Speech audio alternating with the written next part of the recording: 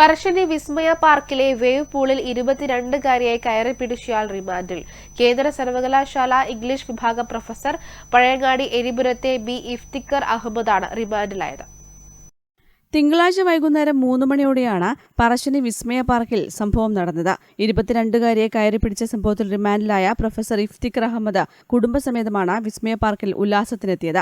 പരാതിക്കാരിയായ മലപ്പുറം സ്വദേശിനിയും കുടുംബസമേതമാണ് വന്നത്. വേവ് പൂളിൽ വെച്ച് ഇഫ്തിഖർ അഹമ്മദ് യുവതിയെ കയറിപ്പിടിക്കുകയായിരുന്നു. വേവ് പൂളിൽ സ്ത്രീകൾക്കും പുരുഷന്മാർക്കുമുള്ള സ്ഥലം വെവ്വേറെ തിരിച്ചിട്ടുണ്ട്.